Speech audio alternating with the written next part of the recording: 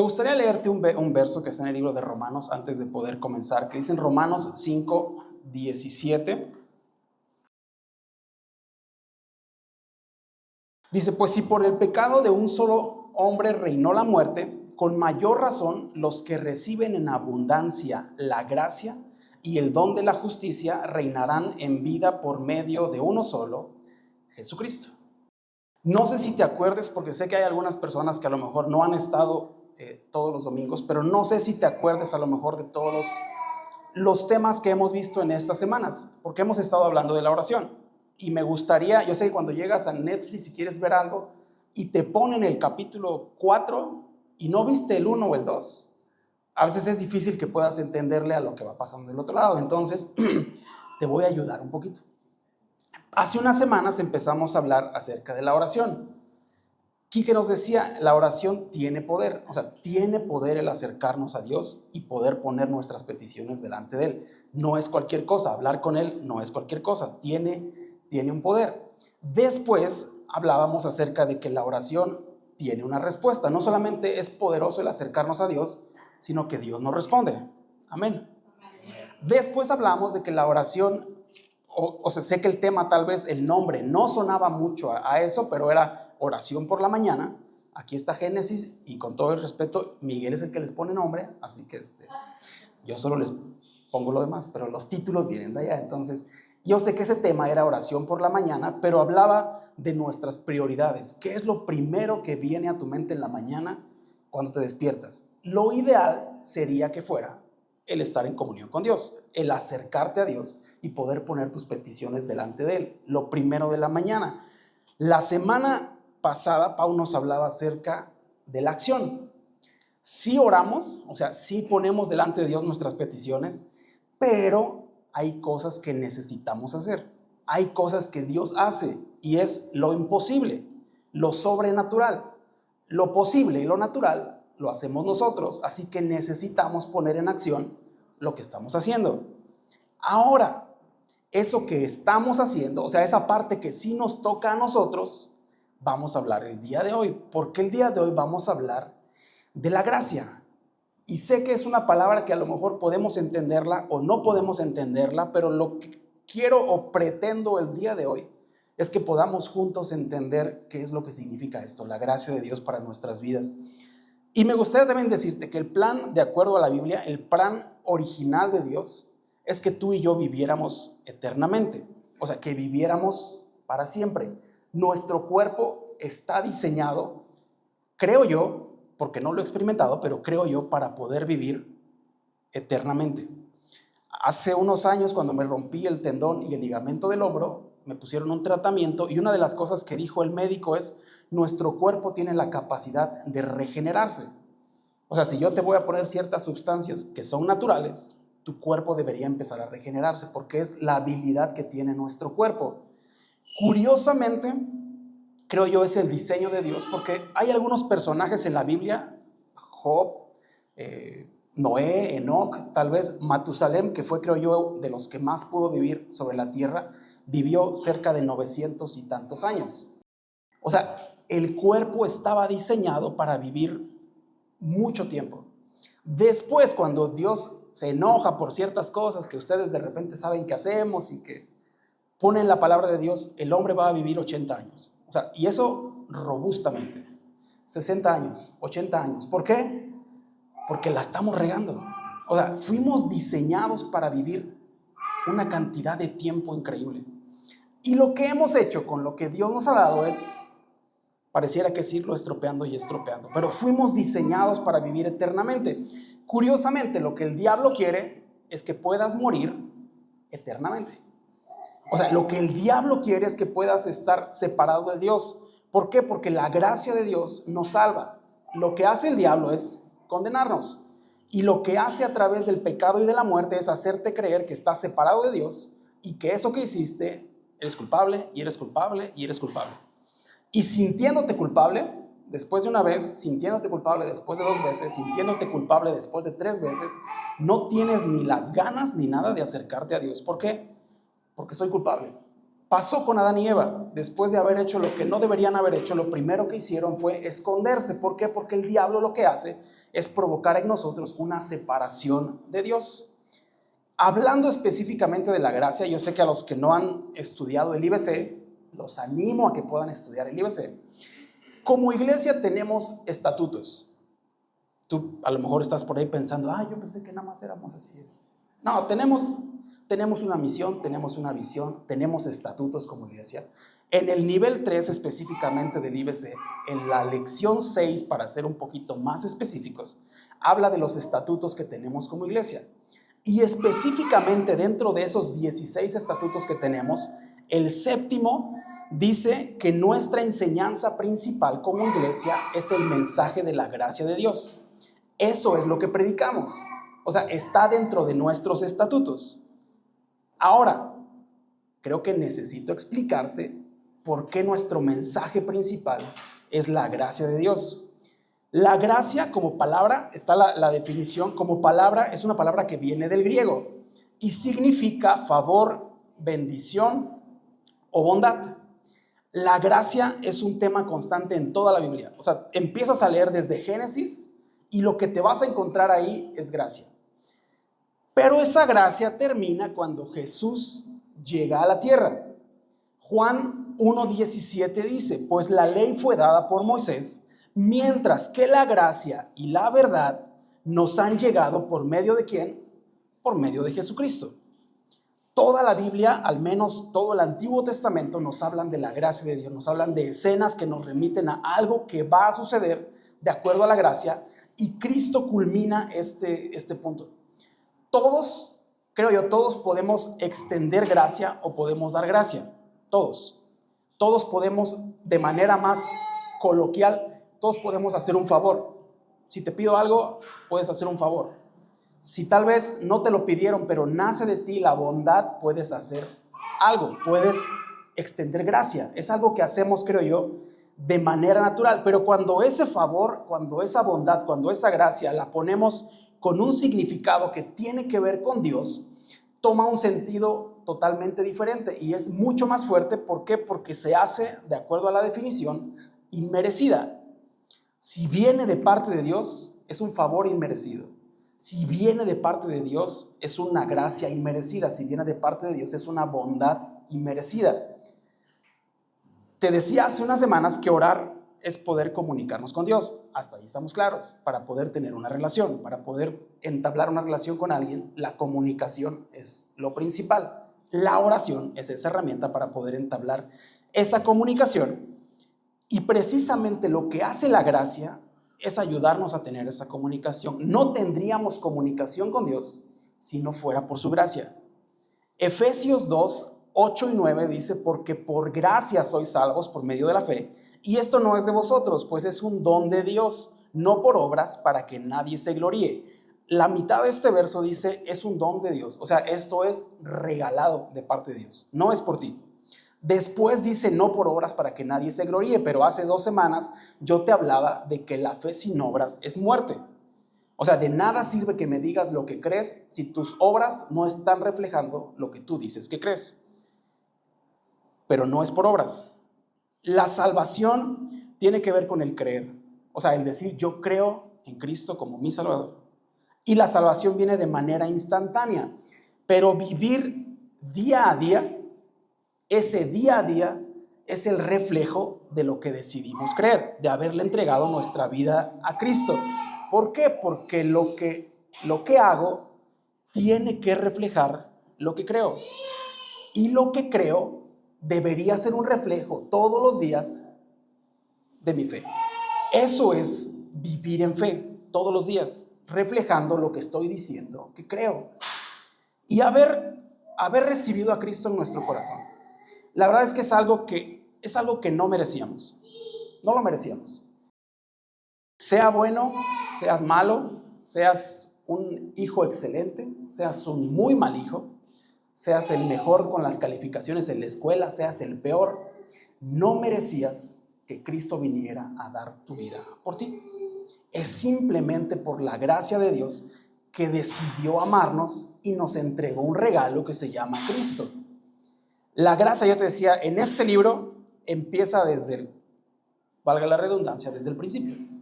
Empieza con Adán y Eva. Adán y Eva cometieron una equivocación, un error, digámoslo así. Creerle a alguien que no debían haberle creído. Debían haberle creído a Dios. O sea, su fe debería haber estado en quien les dijo cómo iba a funcionar su manera de vivir. O sea, lo que creían debería ser un reflejo de lo que dicen que creían, pero le creyeron al otro lado. Y sus actos terminaron reflejando lo que creyeron, que fue el enemigo.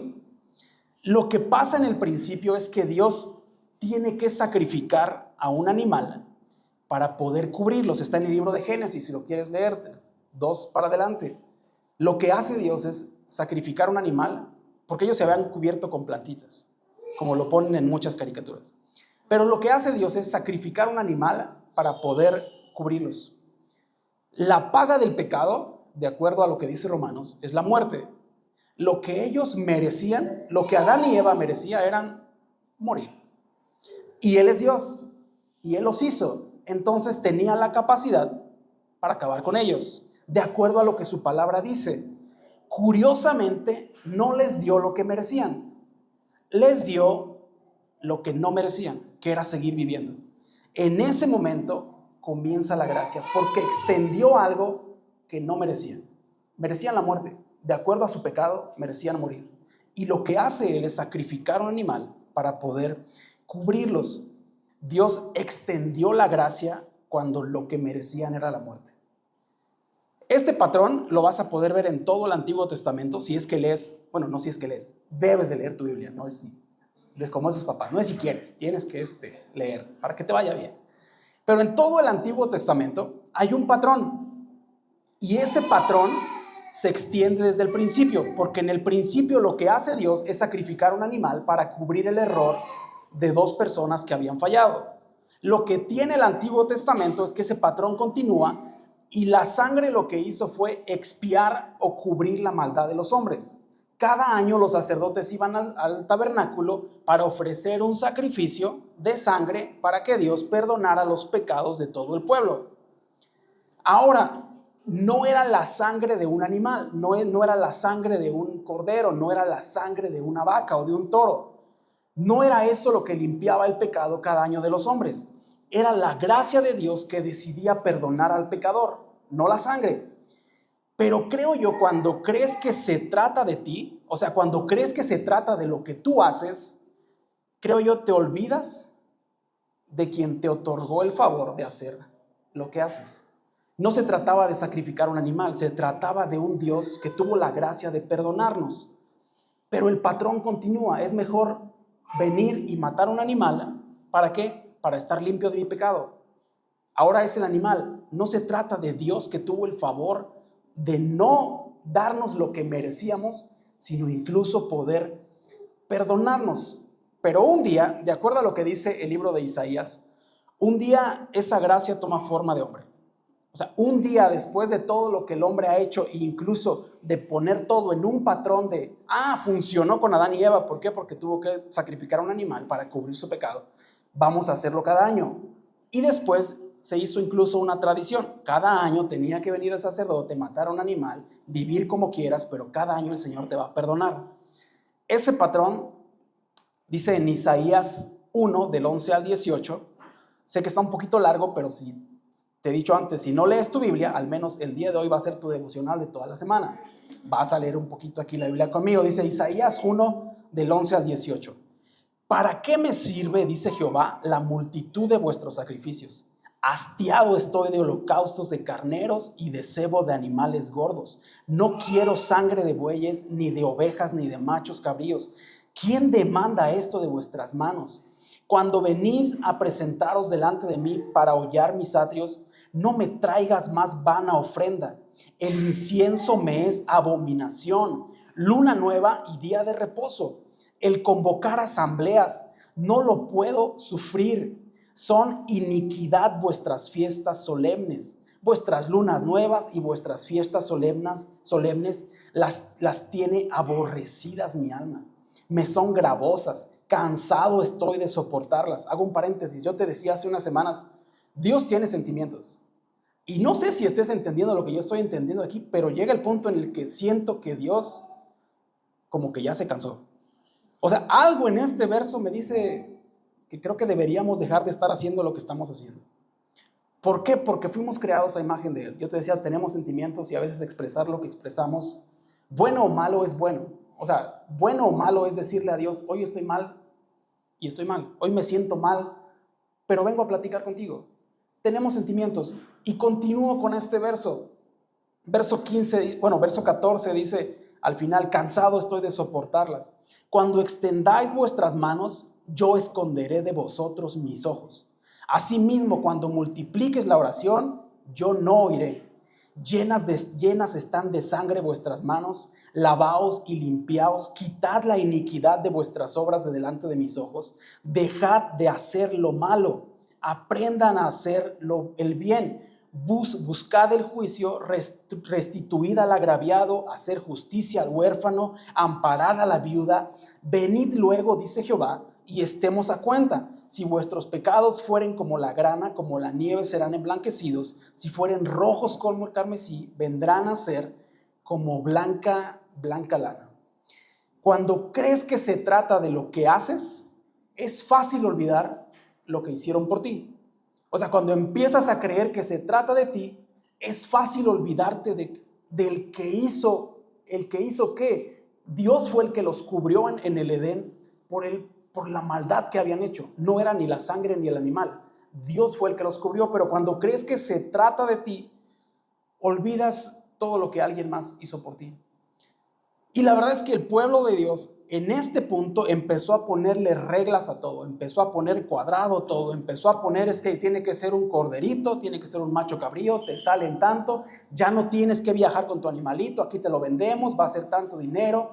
Lo que empieza a hacer el pueblo de Dios es establecer reglas de algo que no tenía que ver con ellos, tenía que ver con la gracia y el amor de Dios. En algún punto se les olvidó que el perdón no estaba en lo que estaban haciendo, sino en el corazón de gracia de Dios. Y en este verso hay algo que Dios les dice y es, la verdad, no se engañen. O sea, si podemos ser honestos, yo les decía hace 2 semanas, si podemos ser sinceros, Dios les está diciendo, honestamente, dejen de ofrecerme sacrificios. O sea, dejen de seguir haciendo lo que creen que están haciendo. O sea, dejen de hacer el mal. ¿Por qué no mejor dejan de fingir y empiezan a hacer el bien? O sea, ¿por qué no en lugar de traer un animalote, por qué no mejor nos portamos bien? ¿Por qué no en lugar de creer que sacrificamos algo y regamos la sangre y que Dios la acepte, por qué no mejor hacemos lo bueno? O sea, Dios le está diciendo, estoy cansado de que pongan animales, que los maten, que los sacrifiquen, que toda la grasa se quede en mi iglesia. Estoy cansado de todo eso. O sea, no se trata de eso, se trata de mí. O sea, se trata de lo que yo hice, dice Dios, porque cuando extiendan sus manos, que es lo que más fuerte creo yo se me hace aquí, cuando extiendan sus manos para hacer su sacrificio, para derramar su sangre, ahí yo esconderé mis ojos. O sea, ¿quieres seguir haciendo esto que estás haciendo que tiene que ver contigo? Yo no te veo. ¿Quieres seguir ofreciendo algo que incluso yo no te pedí? Porque lo que sí te pido es que hagas el bien, que ayudes a la viuda, al huérfano, que veas por lo que está pasando con tu hermano aquí al frente, en lugar de andar matando animales. O sea, en lugar de estar haciendo eso, dice Dios, mientras más quieras orarme cuando hagas eso, no te voy a escuchar. Y no sé a cuántos de nosotros nos ha pasado que a veces venimos y hacemos algo. Es que yo, Señor, yo he hecho y no puede ser que no me respondas. Y pareciera que venimos delante de Dios a poner nuestros sacrificios. Eso es lo que yo he hecho y no puede ser que no me des una respuesta. Es que yo, fíjate lo que he estado haciendo y no puede ser que ahorita que te necesito, ni siquiera me veas. Si lo que has hecho es en base a tus sacrificios, si crees que derramando la sangre que tú crees que estás derramando por algo que estás haciendo, que creo yo incluso ni Dios te pidió, no esperes ni ser visto ni oído por Dios. Y lo dice su palabra, no lo digo yo, no me veas así de feo, no soy yo, pero lo dice la palabra de Dios. Porque cuando extiendas, dice, tus manos con este tipo de sacrificios, yo voy a esconder mis ojos. Cuando quieras orar más por esto que tiene que ver en base a tus sacrificios, yo no te voy a escuchar.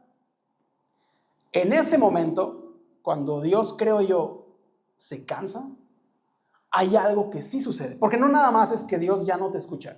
No nada más es que Dios ya no te ve. Pero creo que de algo se da cuenta Dios y creo que no entendieron de lo que se trataba. Que en ese momento la gracia de Dios toma forma de hombre. O sea, no nada más, no, ya me dejó de ver y me dejó de escuchar. Ok, creo que no entendimos de qué se trataba. Ahora me voy a hacer una persona y voy a estar contigo para que puedas entender de qué se trata. Y puedas darte cuenta de que sí voy a estar para escucharte y sí voy a estar para verte. Jesús toma forma de hombre y por su misericordia elige cancelar nuestra deuda con el pecado. Hebreos 4:16 dice: acerquémonos pues confiadamente al trono de la gracia, al trono de Dios, de su amor, para alcanzar misericordia y hallar gracia para el oportuno socorro. En este verso hay dos palabras que son muy interesantes porque misericordia y gracia provienen de Dios. ¿Estamos bien hasta ahí? Sí. Ok. Misericordia tiene que ver con retener un castigo que merecemos. Lamentaciones 3:22 dice: por la misericordia de Jehová no hemos sido consumidos. O sea, la misericordia retiene un castigo que sí merecemos. Pero la gracia otorga una bendición que no merecemos. Fuimos reconciliados con Dios. Romanos 5:10 dice: porque siendo enemigos de Dios, fuimos reconciliados con Dios por la muerte de su Hijo. Mucho más, estando reconciliados, seremos salvos por su vida. Efesios 1:7 dice: en quien tenemos redención por su sangre y el perdón de nuestros pecados por las riquezas de su gracia. No es por ti, es por su gracia. Lo que recibiste no lo merecías. Lo que sí merecías, lo retuvo por su misericordia. Merecíamos la muerte por haber sido pecadores, pero por su misericordia no hemos sido consumidos. Pero por su gracia recibimos lo que no merecíamos. La gracia es ese tesoro que nos dio Dios, que es Cristo. No lo merecíamos, pero lo recibimos por gracia. Y ahora sí, me gustaría tal vez pasar a la otra mitad de este verso, porque podemos entender que gracia es poder recibir de Dios algo que no merecíamos. Entendemos que por su misericordia seguimos vivos. Amén. Amén. Que por su misericordia sigue estando con nosotros. No fuimos consumidos. Pero hablando de la gracia, hablando de lo que no merecíamos de Dios, de esa bendición inmerecida de parte de Dios, en el libro de Mateo 10:8 dice: sanen enfermos, limpien leprosos, resuciten muertos. Eso nos lo está diciendo a nosotros. No sé cuántos ya empezaron. ¿Cuántos llevan? Todavía ninguno. Leprosos todavía no. Nos faltan leprosos.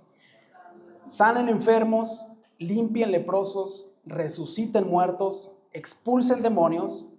Den gracias a Dios, den de gracia. ¿Qué dice el final de este verso?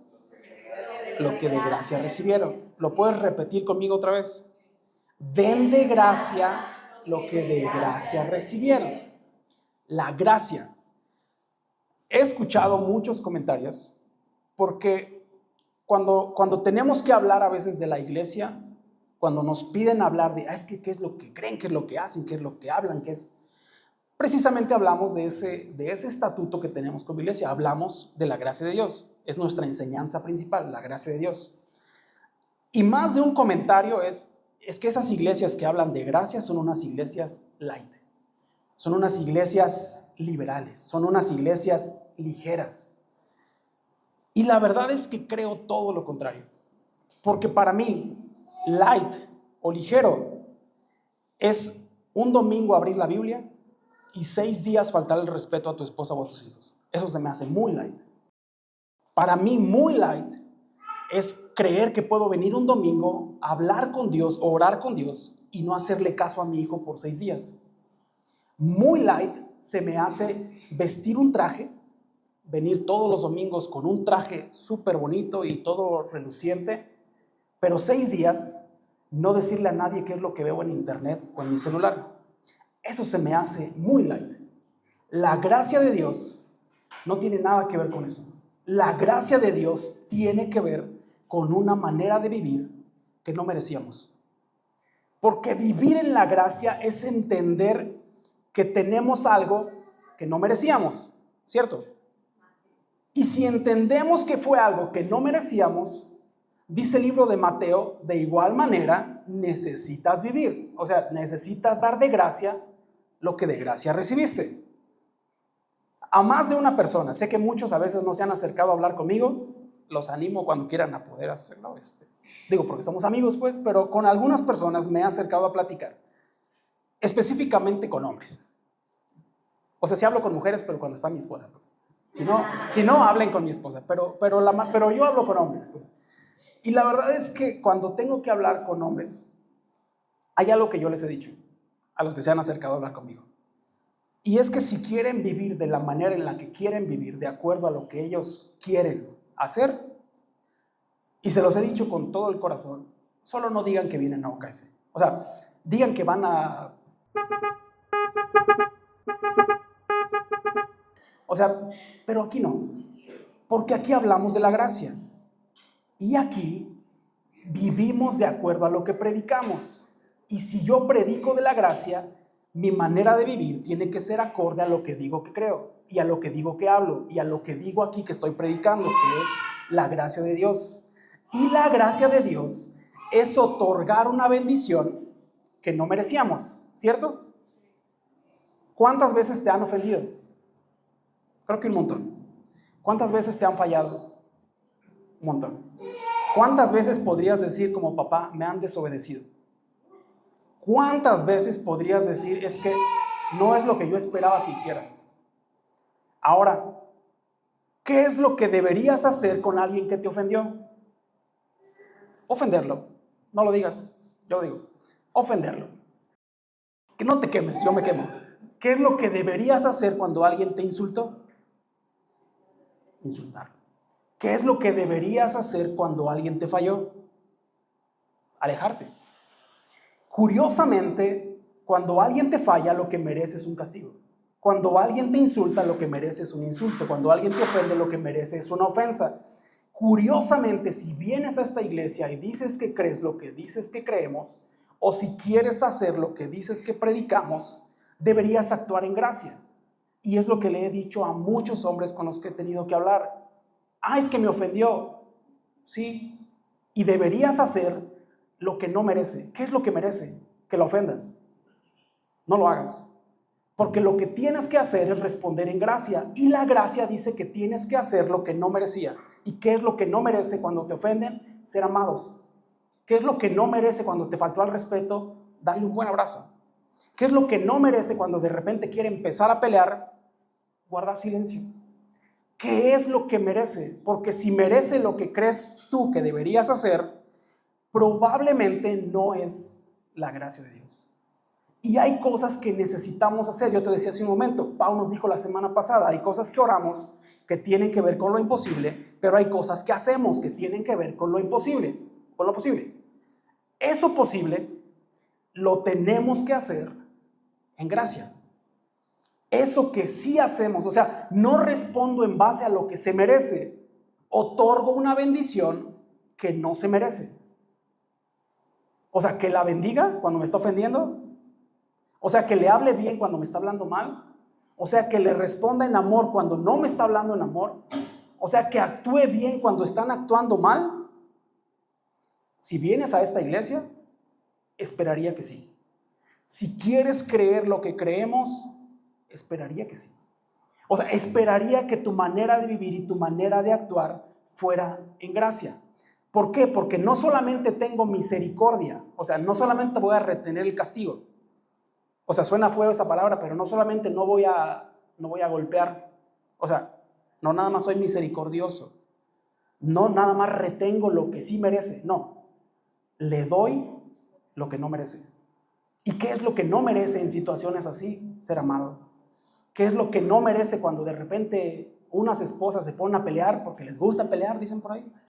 Aquí no hay de esas.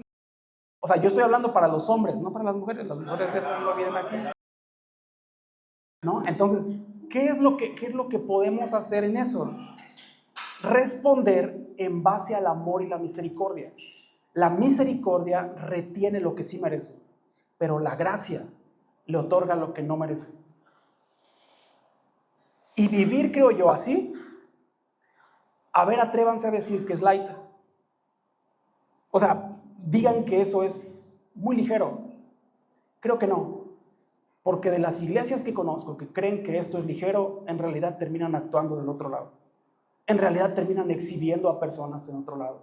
En realidad terminan ofendiendo a los que sí los ofendieron. Esa no es una manera de vivir en gracia. Pero como iglesia, de acuerdo a nuestro estatuto, predicamos que la enseñanza principal aquí es la gracia. Entonces, lo ideal sería poder vivir en gracia. Romanos 5, del 19 al 21 dice, porque así como por la desobediencia de un solo hombre, muchos fueron constituidos pecadores, así también por la obediencia de uno, solo muchos serán constituidos justos. La ley se introdujo para que abundara el pecado, pero cuando el pecado abundó, sobreabundó la gracia, para que así como el pecado reinó para traer muerte, también la gracia reine para la justicia, por la justicia para darnos vida eterna mediante Jesucristo nuestro Señor. Donde abundó el pecado, sobreabundó la gracia. Yo te podría decir, donde abundaron las ofensas, sobreabundó la gracia. Donde abundó el mal humor, sobreabundó la gracia. Donde abundó o sobreabundó el mal carácter, sobreabundó la gracia. ¿Para qué dice este verso al final? Para que la gracia reine. Y no sé quién de aquí quisiera que en su casa reinara la gracia. Que así sea los errores que cometí. Curiosamente, no sé por qué lo único que hace es amarme. Así las veces que me equivoqué, no sé por qué lo único que hace es amarme. Sea las veces que le estoy contestando, como a veces le digo, creo que no es la manera de contestar, lo único que pudiera recibir es amor. ¿Por qué? Porque donde abunda toda la maldad, donde abunda todo lo que el mundo dice que deberíamos hacer, sobreabunda la gracia y el amor de Dios. Y no sé si te imagines, bueno, nada más con imaginarnos nuestra casa, pero no sé si te imagines un mundo en el que todos los días todas las personas otorgaran una bendición a alguien que no lo merece. Creo que sería muy diferente. El lugar en el que vivimos sería muy diferente. La colonia en donde vivimos sería muy diferente. Viviendo conscientes de qué, de que no lo merecía, pero me amó. De que cometí un error, pero entregó a su hijo. De que fallé, pero dio su vida por mí. De que probablemente como humano sigo cometiendo errores, pero me ama. Y me gustaría, casi para terminar, hablarte de la historia de un hombre que se llama John Newton. En 1725 nace un niño que se llama John Newton. Este niño era hijo de un capitán de un barco y de una mamá que, al menos en ese tiempo, pues las mujeres pues no trabajaban. O sea, de una mamá que estaba en la casa, pero de una mamá que le enseñó a leer la Biblia y a orar. O sea, de poder acercarse a Dios y poder entender su palabra. Pau nos hablaba la semana pasada acerca de principios. Hay cosas que no oramos, hay cosas que hacemos. Instruir al niño en su camino no es una oración, es una acción. Es algo que necesitamos hacer por nuestros hijos si queremos que de grandes estén en el camino de Dios. Podemos instruirlos en otro camino que no es de Dios y de grandes van a estar en el camino que no es de Dios, porque así fueron instruidos. Pero su madre, al menos a John Newton, de chico le enseñaba a orar. ¿Por qué le enseñaba a orar? Porque estaba enferma. Entonces lo que hacía él y su mamá era orar para que Dios la sanara. Porque el papá era un marinero que no estaba, o era un capitán de un barco que no estaba en su casa. O sea, era una persona que pasaba semanas o meses en el mar. A los 7 años se le muere su mamá, a John Newton. Y a los 11 años lo que hace John Newton es empezar a trabajar con su padre. O sea, se mete en el trabajo de su padre. 11 años. Estaba muy chiquito para empezar a trabajar en un barco. Pero por 15 años lo que hace John Newton es estar conviviendo con marineros. 15 años de su vida las vive en depravación, en libertinaje y en cosas que un niño de 11 años no debería ver hacer a los marineros. no es la vida que creo todos los padres desearíamos para nuestro hijo. No es que mi hijo a la edad que tiene le diría, vete con unos marineros, aprende lo que quieras aprender de ellos, vive como quieras vivir con ellos y de aquí a 15 años nos vemos. No esperaría que mi hijo llegara con el mejor carácter y una mejor actitud. 15 años pasó John Newton viviendo precisamente con marineros, trabajando con su padre, y a la edad de 23 años se hace de su propio barco. O sea, se hace marinero o capitán de su propio barco. Lo que sí sucede con John Newton es que no nada más se hace de su barco, sino resulta que se hace el más grande traficante de personas en África. En Sierra Leona lo que hacía él era traficar con personas de África a Inglaterra, traficaba esclavos y se hace el más grande traficante de esclavos.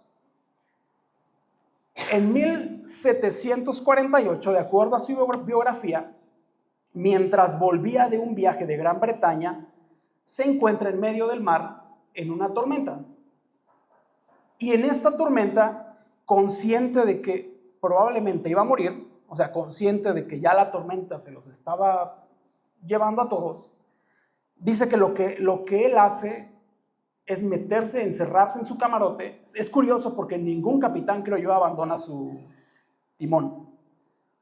Necesitaría, creo yo, estar demasiado asustado o desesperado, o entender que ya no hay más que hacer para ir y encerrarse en su camarote. Y lo que él dice que hace en ese lugar es decirle a Dios, Dios, ten misericordia de mí. En ese momento, después de 15 años de haber estado viviendo en una vida que no debería haber llevado, después de pasar, creo yo, no nada más 15 años, sino 10 años más traficando personas, o sea, lastimando a otros, en ese momento dice que se encierra en su camarote y lo único que hace es decirle a Dios, ten misericordia de mí. Y es curioso porque no sé si te ha pasado a ti, pero en los momentos más difíciles de nuestra vida, es, creo yo, el momento en el que podemos tener realmente conversaciones sinceras con Dios. En un momento en el que sabes que te está llevando el payaso o lo que sea, no vienes y te presentas como Señor, Salvador, Rey de la tierra. No, lo que haces es ser sincero. O sea, en este momento, lo único que te puedo decir es que ya no puedo. En este momento, lo único que puedo hacer es decirte que necesito tu ayuda. Es curioso porque siempre que tenemos que acercarnos a Dios, parece que lo hacemos cuando el barco se está hundiendo, cuando las cosas ya están mal, cuando todo se salió de control y cuando parece que ya perdimos el control del barco, el timón, mejor me voy y me encierro. ¿Por qué? Porque ya no sé qué hacer.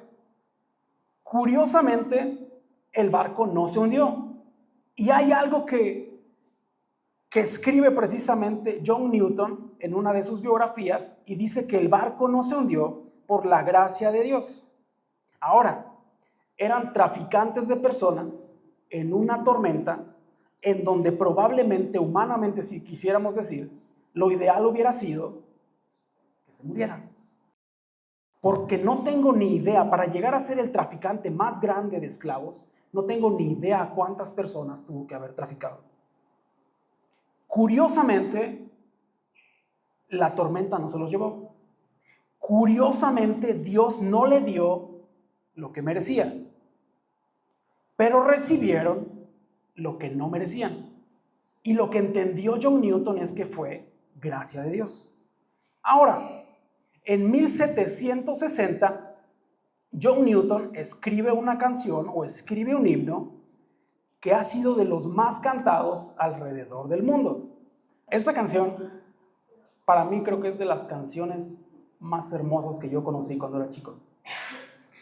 Y dice esta canción, de mi maldad me libertó.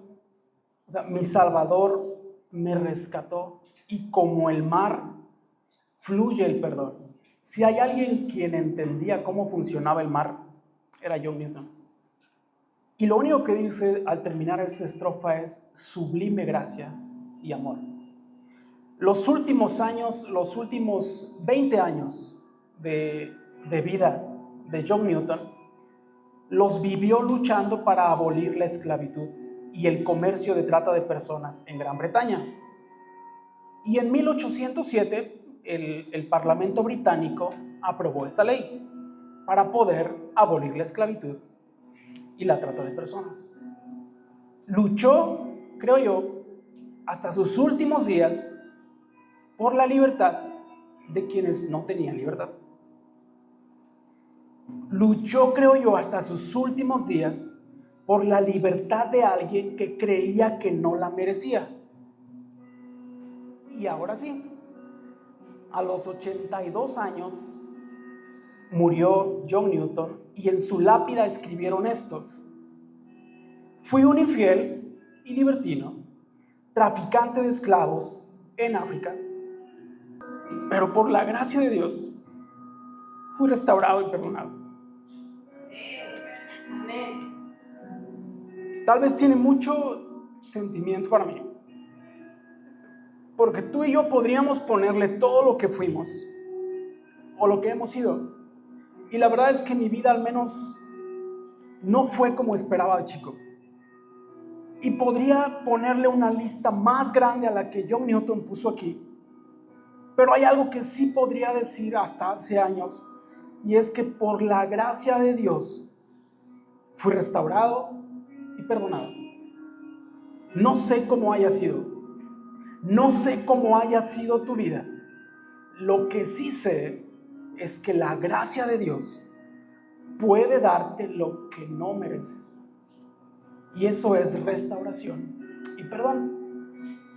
Por la gracia de Dios, no lo merecía, pero de alguna extraña manera me amó.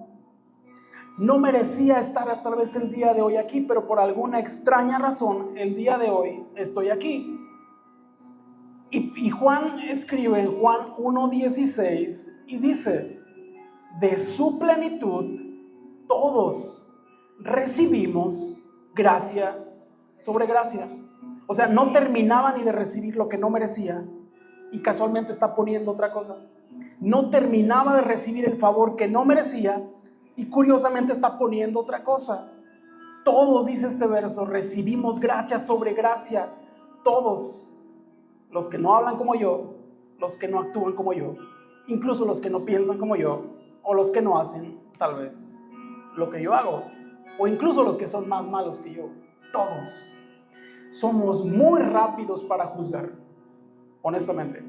Somos muy rápidos para hacer un juicio. Pero el día de hoy me encantaría que pudiéramos ser rápidos para ofrecer gracia. Porque todos recibimos gracia. Todos, favor sobre favor, bendición tras bendición. No la merecíamos, lo sé. No merecía su favor, no merecía su amor, no merecía que viniera a dar su vida por mí. Pero ha sido por gracia, no fue por mí. Así que de igual manera, de acuerdo a lo que dice el libro de Mateo, de gracia da lo que de gracia recibiste. No lo merecíamos. Vivir de la manera en que vivimos, claro que merecía otras cosas, pero por su misericordia no recibí lo que sí merecía. Lo único que he recibido es gracia de Dios. Lo único que he recibido es amor de Dios. Lo único que he recibido es algo que sinceramente no merecíamos. Y esa manera de vivir es la que me encantaría que pudiéramos vivir todos los días. Hay cosas que podemos hacer, sí, hay cosas que están a nuestra mano por hacer, sí. Hagámoslas con gracia. Hagámoslas sabiendo de que no lo merecía, pero como yo recibí lo que no merecía, de igual manera voy a actuar, dándole a otros no lo que merecen, lo que no merecen. Una bendición, un favor o una bondad. Amén.